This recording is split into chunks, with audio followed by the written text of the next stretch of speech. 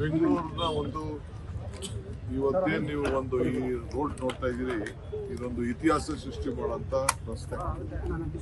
ನಾನು ಎಲ್ಲ ಕೆರೆಗಳ ಪಕ್ಕ, ಕೆರೆಗಳು ಮತ್ತು ಡ್ರೈನೇಜ್ಗಳ ಪಕ್ಕ ಬಫರ್ ಏನು ರೋಡ್ನ ಉಪಯೋಗಿಸ್ತಾ ಇದ್ದೋ ಅಲ್ಲಿ ರೋಡ್ ಮಾಡಿ ಸಾರ್ವಜನಿಕರಿಗೆ ರಕ್ಷಣೆಗೋಸ್ಕರ ಈ ರೋಡನ್ನು ಆ್ಯಡ್ ಮಾಡ್ತಾರೆ. ಈ ಫಸ್ಟ್ ಸ್ಟೇಜಲ್ಲಿ 300 ಕಿಲೋಮೀಟರ್ ಐಡೆಂಟಿಫೈ ಮಾಡ್ತೀವಿ, ನೋಟಿಫಿಕೇಶನ್ ಮಾಡಿದ್ವಿ. ಮಿಲಿಟರಿ ಅವರು ನಮಗೆ ಜಮೀನನ್ನು ಬಿಟ್ಕೊಟ್ಟಿದ್ದಾರೆ. ಮಿಲಿಟರಿ ಅವರು ರಿಕ್ವೆಸ್ಟ್ ಮಾಡ್ಕೊಂಡಿದ್ದು, ರಾಜನಾಥ್ ಸಿಂಗ್ ರಿಕ್ವೆಸ್ಟ್ ಮಾಡ್ಕೊಂಡಿದ್ದು, ಅವರು ಕೂಡ ನಮಗೆ ಜಾಗನ ಬಿಟ್ಕೊಟ್ಟಿದ್ದಾರೆ.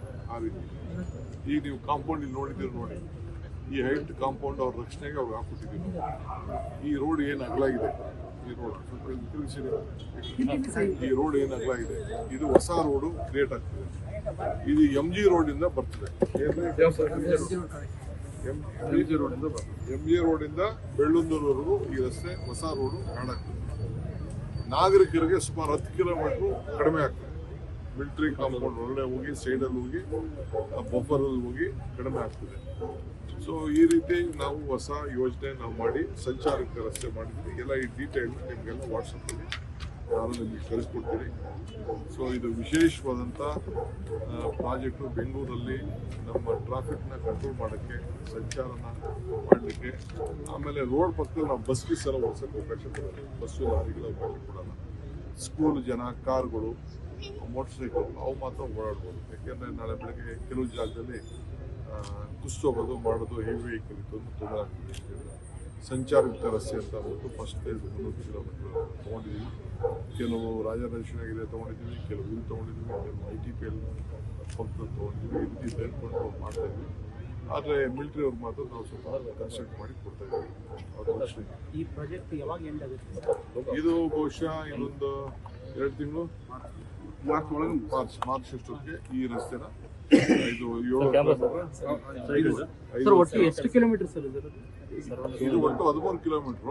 ಅವ್ರು ನಮ್ಗೆ ಕೊಟ್ಟಿದ್ದು ಈಗಾಗಲೇ ನಮ್ಮ ಜಮೀನು 7 ಎಕರೆ ಅಷ್ಟು ಕಾಲಕ್ಕೆ ಕೊಟ್ಟಿದ್ದಾರೆ. 7 ಎಕರೆ ಅಷ್ಟು ಕೊಟ್ಟಿದ್ದಾರೆ. ಇನ್ನು ಮಿಕ್ಕಿದ್ದು ಅವ್ರು ನಮ್ಗೆ ಹ್ಯಾಂಡ್ ಓವರ್ ಕೆಲಸ ಮಾಡ್ಕೊಳ್ಳಿ ಅಂತ ಹೇಳಿದ್ದಾರೆ. ಅಫಿಷಿಯಲ್ ಆಗಿ ಹ್ಯಾಂಡ್ ಓವರ್ ಮಾಡಬೇಕು. ಇದು ಹೊಸದಾಗೆ ನಾವು ಈ ಕಿಲೋಮೀಟರ್ ನಾವು ಮಾಡ್ತೀವಿ. ಟ್ರಾಫಿಕ್ ಕಡಿಮೆ ಆಗೋದು ಇದೆಲ್ಲ ನಾನೀಗ ಲೆಕ್ಕ ಹಾಕೈತಿತ್ತಾ? ನೀನು ನಾನು ಇಬ್ರು ಕೂತ್ಕೊಂಡು ಒಂದಿನ ಬಂದು ಲೆಕ್ಕ ಹಾಕೋಣ ಎಷ್ಟು ವೆಹಿಕಲ್ ಆಯ್ತು. ಎಲ್ಲ ಕಡೆ ಈಗಾಗಲೇ ನಾವು ನೋಟಿಫೈ ಮಾಡಿದ್ವಿ, ಕೆಲವೆಲ್ಲ ನೋಟಿಫೈ ಮಾಡ್ತೀವಿ. ಈಗ ಯಾರಿಗೂ ಲಾಸ್ ಆಗಬಾರ್ದು ಅಂತೇಳಿ ಅವ್ರಿಗೆ ನೀವು TDR ತಗೊಳ್ಳಿ ಅಂತ ಹೇಳಿದ್ವಿ. ಆಮೇಲೆ ಅವ್ರಿಗೆ ರಕ್ಷಣೆ ಸಿಗ್ತದೆ ಟ್ರ್ಯಾಕ್ ಇದು. ಸೊ ಅವ್ರಿಗೇನು ಕಟ್ಟಕ್ಕೆ ನಾವೇನು ಅವಕಾಶ ಕೊಡಲ್ಲ. ಅದಕ್ಕೋಸ್ಕರ ಈಗೆಲ್ಲ ತೆಗೆದುಕೊಡ್ತೀವಿ. ಈಗ KDBಗೂ ಹೇಳಿದ್ವಿ. ಅದಕ್ಕೆ ಮುಂದಕ್ಕೆ ಯಾವುದೇ KDB ಪ್ರಾಪರ್ಟಿಲಿ ಯಾರೇ ಬೆಂಗಳೂರು ನಗರದಲ್ಲಿ ಮಾಡಬೇಕಾದ್ರೂ ಕೂಡ ಅವರೆಲ್ಲ IT ಡಿಪಾರ್ಟ್ಮೆಂಟ್ ಅವರು, IT ಅವರೆಲ್ಲ ಮಾಡಬೇಕಾದ್ರೂ ಕೂಡ ಈ ರೀತಿ ಅವ್ರ ಜಾಗದ ಪಕ್ಕ ರೋಡ್ಗಳನ್ನ ಫ್ರೀಯಾಗಿ ನಮಗೆ ಕೊಡಲೇಬೇಕು. TDR ನಾವು ಬೆಟ್ಟಿಂಗ್ ಎಲ್ಲ ಟೈಮ್ ಮುಗಿದಿದೆ. ಇನ್ನು ನಂಗೆ ರಿಪೋರ್ಟ್ ಬಂದಿಲ್ಲ. ಅದರ ರಿಪೋರ್ಟ್ ಬರಲಿ, ಆಮೇಲೆ ನಾವು ನೋಡಪ್ಪ ಎಷ್ಟು 1000 ಕೋಟಿಗಾರು ಹಾಕೊಳ್ಳಿ. ನಾವಂತೂ ಏನು ಮಾತು ಕೊಟ್ಟಿದ್ದೀವಿ ಅಷ್ಟು ಮೇಲೆ ನಾವು ₹1 ಕೊಡೋದಿಲ್ಲ. ಅವ್ರು ಸ್ವಂತ ಹಾಕೊಂಡು ಮಾಡಬೇಕು. ಅವ್ರ ಲೆಕ್ಕ 20,000 ಹಾಕಿದಾರೋ, 5,000 ಹಾಕಿದಾರೋ, 3,000 ಹಾಕಿದಾರೋ ನನಗೆ ಗೊತ್ತಿಲ್ಲ. ಅದೆಲ್ಲ ನಾವು ಲೆಕ್ಕಕ್ಕೆ ಇಟ್ಕೊಳ್ಳಲ್ಲ. ನಮಗೆ ನಾವೇನು ಸರ್ಕಾರದಿಂದ ಕೊಡಬೇಕು ಅಂತಿದ್ದೀವಿ ನಾವು ಅಷ್ಟೇ ಕೊಡೋದು. ಮಿಕ್ಕಿದ ಅವ್ರ ಹಣಪಾಡು. ಆದರೆ ನಮ್ಗೇನು ಕ್ವಾಲಿಟಿ ಕೊಡಬೇಕು ಆ ಕ್ವಾಲಿಟಿ ಕೆಲಸ ನಾವು ಮಾಡ್ತೀವಿ.